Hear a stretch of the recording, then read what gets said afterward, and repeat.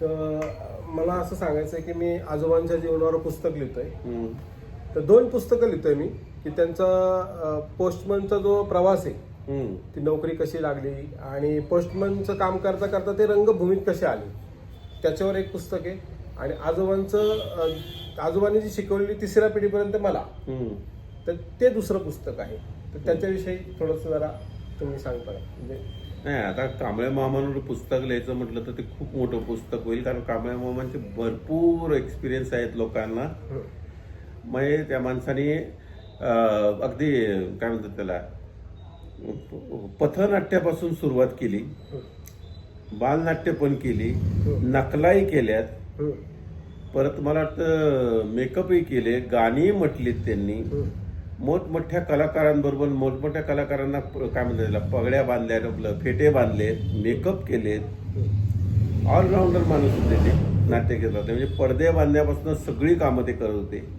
आणि अडचणीला कुठलाही रोल करताही अचानक उभे राहायचे ते. पाठांतरही बरं होतं, म्हणजे चांगलंच होतं म्हणायला हरकत नाही. कारण हमीदाबाईची कोठी झालं, हे झालं, असे अचानक कुठेतरी मध्ये असं कुणी अडलं तर एखादी एंट्री घ्यायची, किंवा एखादं समजा त्यांचा ड्रेस तो ठरलेला असायचा, 3 बटनी शर्ट आणि पायजमा, आणि तशा प्रकारचं जर एखादं कॅरेक्टर असेल तर आता समजा एखाद्या माणसाचा मेकअप चालू आहे, खाली स्टेज सांभाळायचं असेल, विच्छा माझी पुरी करायला पण होते ना. हा, तर विच्छा माझी पुरी करायला व्हायचं काय, कधी कधी हल्याच्या मेकअपला वेळ लागायचा. हल्याचा मेकअप म्हणजे ते कोतवालाचा मेकअप. मग अशा वेळी काय व्हायचं, मध्येच एखादी एंट्री टाकायची आणि मग तिथल्या तिथं मग ते दादा पासलकर ते मस्त ऍडजस्टमेंट करायचे त्यावेळी. म्हणजे मला आठवते जनरली पी डमडेरे करायचे हल्याचा रोल, आणि दादा पासलकर पण असायचे, कधी दादा पासलकर हल्याचा रोल करायचे. मग अशा वेळी कधी कधी हवालदाराबरोबर टाइमपास करायचा, म्हणजे विजय कदम करायचे त्यावेळी हवालदार, त्याच्याबरोबर टाइमपास करायसाठी ती एखादी एंट्री मारायची, मध्येच काहीतरी करायचं. अशा बरेच एंट्री ते मारायचे त्यावेळी. गाढवाच्या लग्नाला नव्हते मला, नाही गाढवाच्या लग्नाला नाही, म्हणजे इच्छा मला आमची होते. गाढवाच्या लग्नाला होते आजोबा काम करायला. हा, म्हणजे मी नव्हतो, माझ्याबरोबर होते. विच्छा वेळी, विच्छाच्या वेळी होते.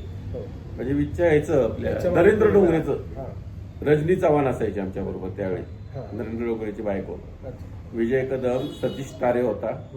सतीश तारे बरोबर कधी कधी टाइमपास करायचे ते.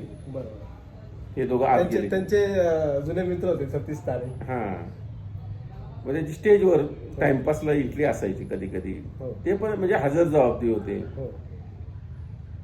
बाकी मेकअप मध्ये तर बापच होते. म्हणजे नवीन पोरांना माहीत पण नसेल अशा मटेरियलमध्ये त्यांनी मेकअप केलेले आहेत. रंगछटा कशा तयार करायच्या हे त्यांना माहिती होतं. आता जे पुस्तक लिहित आहे तर ते कसं म्हणजे का, त्याला अनोखा रंगकर्मी असं एक नाव देता येईल, किंवा रंगकर्मी मधला आवलिया असंही नाव त्या पुस्तकाला देता येईल, कारण ते एक आवलियाच होते. रंगकर्मी प्लस आवलिया असे दोन्ही हे होते, म्हणजे दोन्ही पात्र ते सांभाळत होते आयुष्यभर. आणि त्या पुस्तकाकरता शुभेच्छा.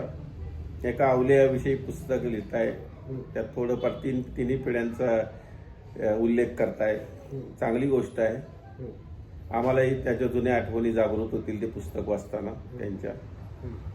तुमचे आशीर्वाद आहेत. आणि मी आजोबांचे जेवढे मित्र आहेत, म्हणजे आता शैलेश सर झाले आणि अजून बाकीचे जे मित्र आहेत, त्यांचे सुद्धा मी जाऊन इंटरव्ह्यू घेणार आहे. आणि त्यांचे सुद्धा पुस्तकात त्यांच्या सुद्धा गोष्टी त्या मांडणार आहेत. त्यांचे गमतीशीर किस्से, ह्या सगळ्या गोष्टी ते मी मांडणार आहे. सर, तुम्ही इतका वेळ दिला, आपण कमीत कमी 1.5-2 तास झाले आपण बोलतोय, त्यासाठी धन्यवाद. मी शेवटचे 2 शब्द बोलून हे आपण रेकॉर्डिंग संपवू. धन्यवाद. उद्या टाकतो युट्यूबला.